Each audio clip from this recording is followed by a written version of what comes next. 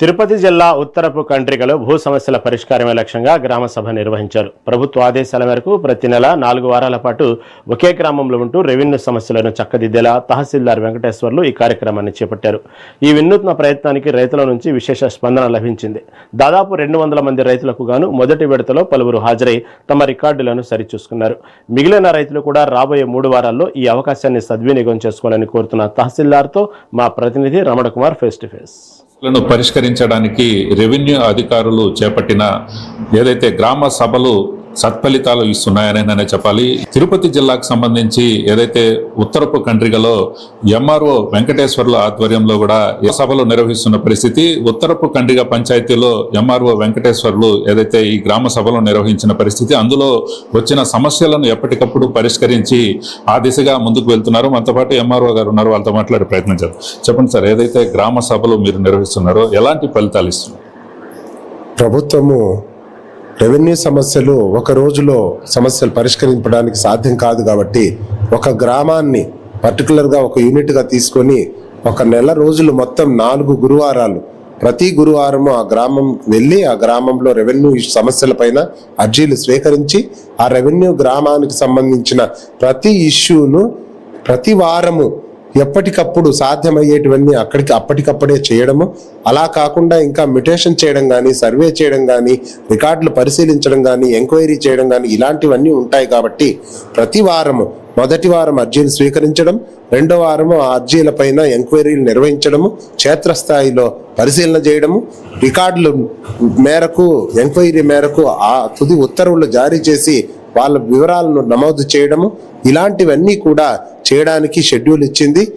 1 month 1 week అనేటటువంటి ఈ ప్రోగ్రాంలో భాగంగా పుత్తూరు మండలంలో ఉత్తరపు కండ్రిక గ్రామాన్ని తీసుకోవడం జరిగింది. ఉత్తరపు కండ్రిక గ్రామంలో దాదాపు 212 మంది రైతులు ఉన్నారు. 212 మంది రైతులకు సంబంధించిన రీసర్వే విలేజ్ ఇది. రీసర్వే కంప్లీట్ అయింది.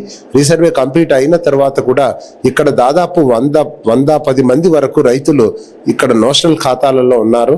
నోషనల్ ఖాతాలంటే వాళ్ళ పేరుతో రికార్డులేకి ఇంకా మారలేదు, ఉంటే వాళ్ళ పూర్వీకులు వాళ్ళ తల్లిదండ్రుల పేరుతో ఉండడము, లేదంటే ఇంతవరకు రికార్డులేకి ఎక్కకపోవడమో ఉన్నాయి. వాళ్ళందరినీ కూడా పిలుచుకున్న ప్రతి ఒక్కరికి సంబంధించిన రికార్డులు పరిశీలించి వాళ్ళ పేరుతో రికార్డుల్లో నమోదు చేయడానికి చర్యలు చేపట్టడం జరుగుతోంది. ఇది ఒక విధంగా ప్రజలందరికీ కూడా రెవెన్యూ దీర్ఘకాలికంగా ఉన్న సమస్యలు కాబట్టి ఒక రోజులో పరిష్కరించడం సాధ్యం కాదు. కాబట్టి ఈ నెల మొత్తము కూడా ఈ గ్రామంలోనే మకాం వేసి ప్రతి గురువారం వచ్చి సమస్యలు పరిష్కరించడానికి ఒక అద్భుతమైనటువంటి కార్యక్రమంగా ప్రభుత్వం ప్రవేశపెట్టింది. ఈ కార్యక్రమాన్ని ప్రజలు సద్వినియోగం చేసుకోవాలని కోరుతూ ఉన్నాము. గ్రామస్తులు కూడా రైతులు వాళ్ళ సమస్యలను తీసుకొచ్చారు. ఇంకా దూరంగా ఉన్న వాళ్ళకు కూడా ఈ మెసేజ్ వెళ్ళింది. అంటే ఈ గ్రామంలో భూములు కలిగి బయట ఊర్లలో తిరుపతి, అలాగే హైదరాబాద్, విజయవాడ, బెంగళూరు, చెన్నై, విదేశాల్లో ఉన్న వాళ్ళకు కూడా ఈ మెసేజ్ వెళ్ళి రేపు వారం వాళ్ళందరూ వస్తున్నారు. సో ఇది మంచి అద్భుతమైనటువంటి కార్యక్రమం. మన ప్రజలందరూ కూడా భూ సమస్యలు ఉన్న ప్రజలందరూ కూడా ఈ అవకాశాన్ని సద్వినియోగం చేసుకోవాలని విజ్ఞప్తి చేస్తాం. ప్రజల నుంచి ఎలాంటి స్పందన ఉంది?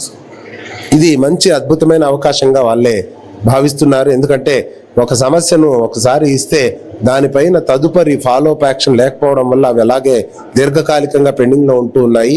ఈ సమస్య మాకు ఈ వారం ఇచ్చిన సమస్య మళ్ళీ వాళ్ళే వచ్చి రేపు వారంలో అది అయ్యిందా లేదా, పరిష్కారం అయిందా లేదా అని కనుక్కోవడానికి ఒక అవకాశంగా ఇది ఉంది. తదుపరి మాకు కూడా ఈ సమస్య పైనే దృష్టి పెట్టి వచ్చే వారం వరకు ఈ సమస్యలన్నింటినీ పరిష్కరించాలి, ఏ సమస్య ఏ స్థాయిలో ఉందని మేము అంచనా వేసుకోవడానికి కూడా ఒక మంచి అవకాశంగా ఉంది. ఎందుకంటే చాలా కాంప్లికేటెడ్ ఇష్యూస్ ఉంటాయి. కష్టతరమైనటువంటి సమస్యలను పరిష్కరించాలంటే ఓపికగా సమయం కేటాయిస్తేనే అది సాధ్యమవుతుంది. కాబట్టి ఈ విషయాన్ని ప్రభుత్వం గుర్తించి ఈ అవకాశాన్ని ఇవ్వడం, ఈ కార్యక్రమాన్ని పెట్టడం మంచి ఫలితాలు ఇస్తుందని మేమందరం భావిస్తున్నాం. ప్రజలు కూడా అలా భావిస్తున్నారు. ఇప్పటికీ ఎన్ని సమస్యలు గుర్తించారో అలాంటి వాటిని త్వరలోనే ఎంతటి లోపల పరిష్కరించే పరిస్థితి?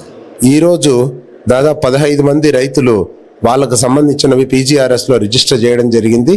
ఇంకా దాదాపు 60-70 మంది రావాల్సిన వాళ్ళు ఉన్నారు. రేపు వారం వాళ్ళందరినీ పిలిపిస్తూ ఉన్నాము. అందరు కలిసి వాళ్ళకు సంబంధించినటువంటి ఫీల్డ్ క్షేత్రస్థాయిలో విజిట్ చేసి సబ్ డివిజన్ చేయడం కానీ, లేదా రికార్డులలో నమోదు చేయడం కానీ, ఇవన్నీ కూడా మేము వచ్చే గురువారానికి చేయడం జరుగుతోంది. 4 వారాలలో కూడా పూర్తిగా ఈ గ్రామంలో రెవెన్యూ సమస్య ఏది లేకుండా చేయాలని ప్రభుత్వం చెప్పినటువంటి ఉద్దేశాన్ని మేము నెరవేర్చేదానికి ప్రయత్నం చేస్తాం. Thank you. ఏదైతే పుత్తూరు మండలానికి సంబంధించినంత వరకు కూడా ఏదైతే రికార్డుల పరిశీలన కావచ్చు అవన్నీ కూడా క్షేత్రస్థాయిలో జరగాలంటే ఇలాంటి కార్యక్రమం మంచి ఫలితాలను ఇస్తుందనే నేను కూడా ఎంఆర్ఓ వెంకటేశ్వర్లు చెప్తున్న పరిస్థితి.